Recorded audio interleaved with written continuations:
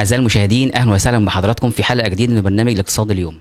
النهاردة معانا شخصية ليها تأثير اقتصادي من خلال منصبه كرئيس شنايدر في مصر وشمال شرق أفريقيا والمشرق العربي، سيستيان ريز. أهلا وسهلا بحضرتك. السلام عليكم. عليكم السلام. أهلا بيك، أهلا بيك، منورنا. عايزين نعرف إحنا شنايدر بقالنا كام سنة في مصر؟ Schneider Electric has been in Egypt for the last 35 years, during which the company has invested more than 300 million euros. And today, Schneider Electric in Egypt, it's more than 1,500 employees, meaning more than 1,500 families, together with a large ecosystem of partners and end users. حجم استثماراتكم حاليا في مصر قد إيه؟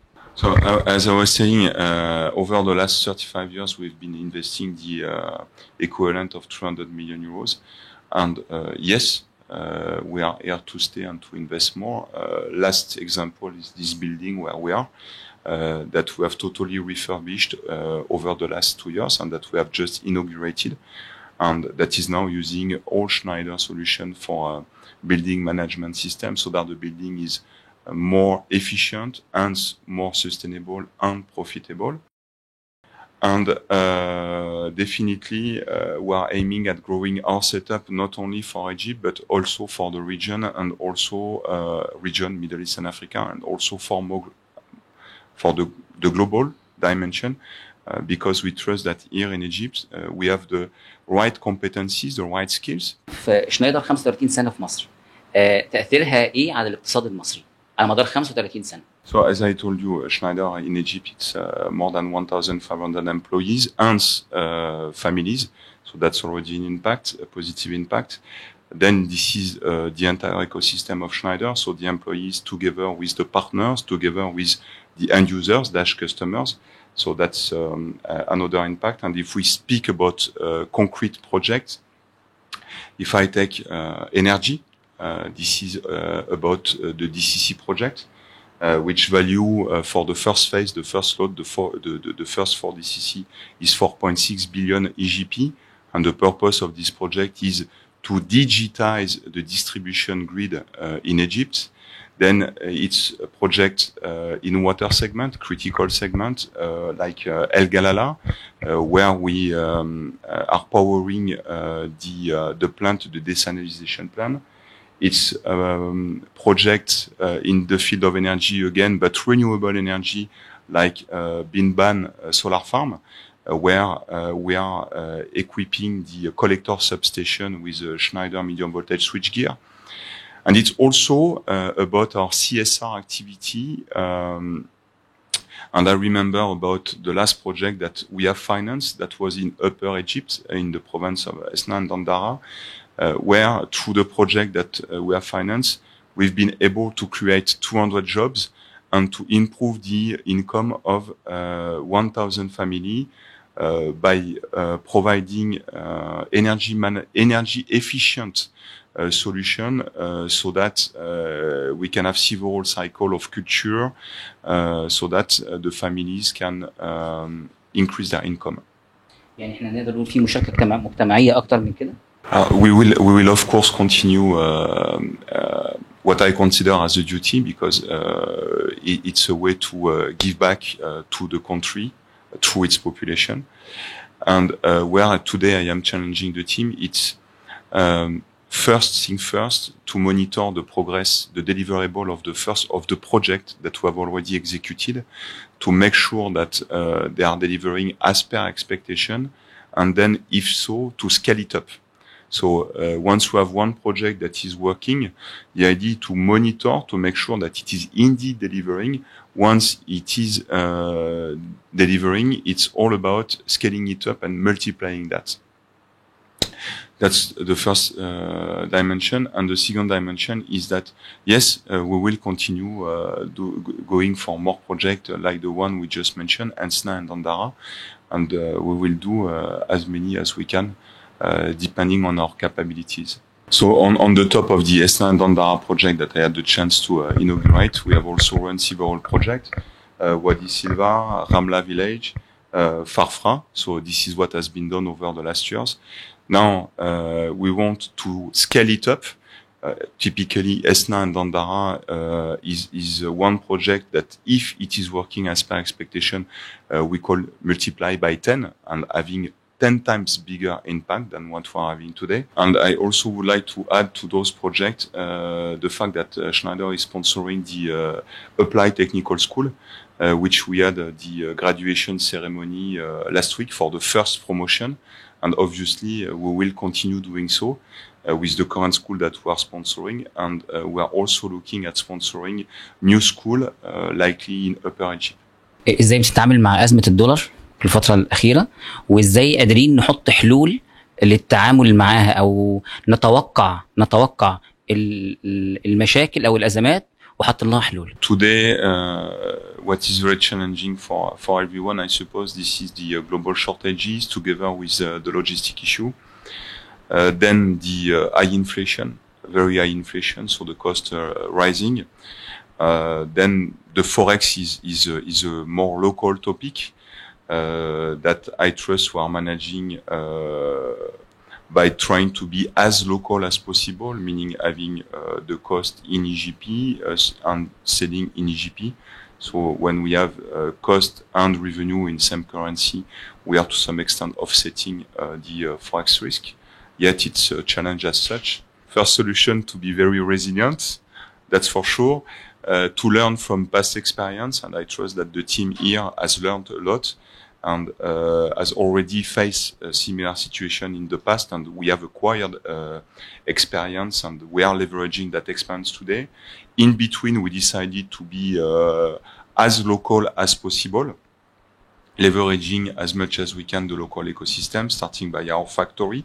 This is also helping in the current situation. Yet at the end of the day, there is no miracle recipe. I think it's challenging for everyone. Yet I think that Schneider is doing pretty good thanks to the team. So I would like to give a special tribute to the team that is doing a great job, and also thanks to the decision that we had taken years back that are paying off today because now we are much better prepared than what we used to be decades back.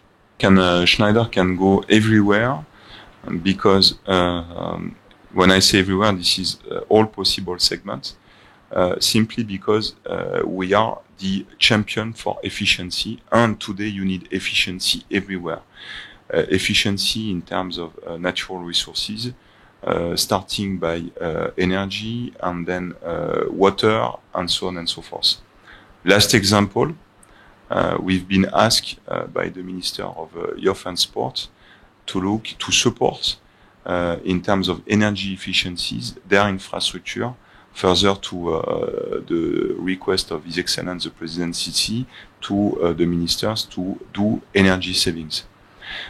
And I would never have thought to be in a position to meet with the Minister of Youth and Sport within the frame of my job. That was a very good surprise to tackle a topic where Schneider can contribute, which is again energy efficiency.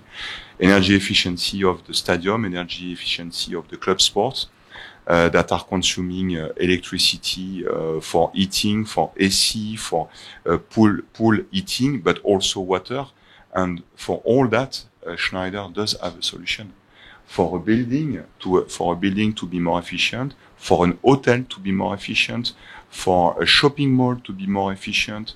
We have a role within the frame of the DCC project that we discussed earlier that aims at digitizing the distribution grid.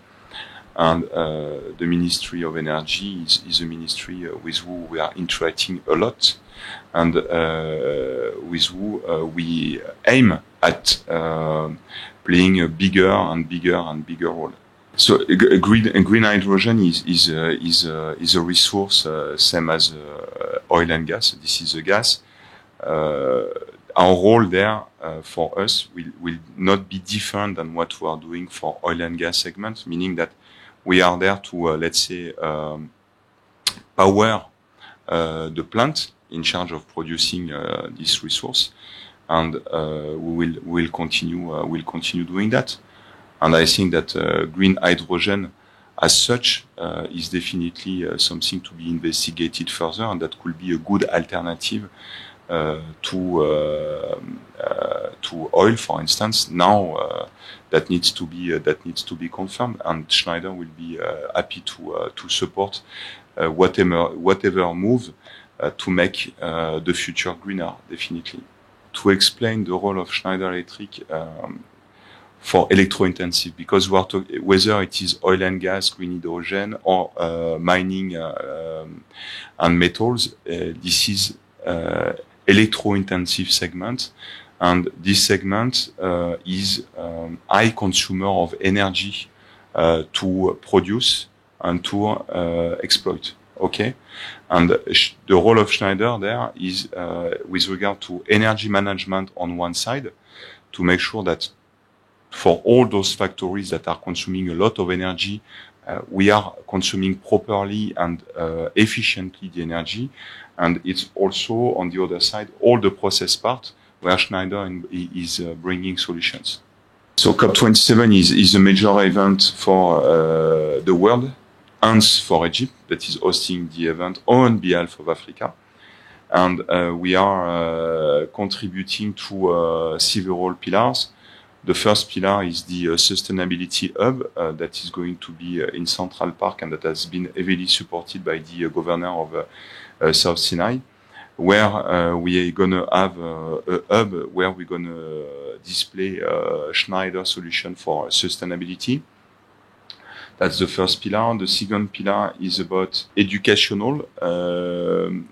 At global level, we are organizing a competition that is called Go Green, that is targeting students, where we are rewarding the most sustainable projects. So we decided to do the same. So first thing first, I think that COP27 must be a success, and this is the interest of the world. And if that is benefiting to the world, obviously that is going to benefit to everyone. And I think that that is probably going to give a strong push to the country in terms of sustainability and in terms of business opportunities related to sustainability. I think that we all should look at sustainability through two angles. First, it is a must. It is no longer an option. And on the top of that, it is profitable for the business. And this is a reality. Being more efficient is a business as such. And that is going to generate a lot of business opportunities for everyone. So it's, at the end of the day, it's square good. Square good because it's the interest of the world, and because it's also good for the business. So I will not dare to give a recommendation to the Egyptian government. This is not my role. I recently had the opportunity to attend the inauguration of the free zone of Nasser City, that was led by His Excellency the President Sisi, and I mean it's just about doing what he said. Under his leadership, clearly His Excellency the President Sisi wants to attract as many investors as possible, and I think that I mean the direction is very clear, the guidance is very clear. Just let's just follow what His Excellency the President is saying, and then that's going to contribute to attract investors in Egypt. Egypt is a country with wonderful resource. First resource being the people, and we mentioned the level of education of the people. So that's something to be leveraged. And look, I met recently many foreign companies coming to us and telling us, okay, we are thinking developing a hub in Egypt. What do you think? And we are telling them, look, we did it, and we consider it is a success. So you got your answer.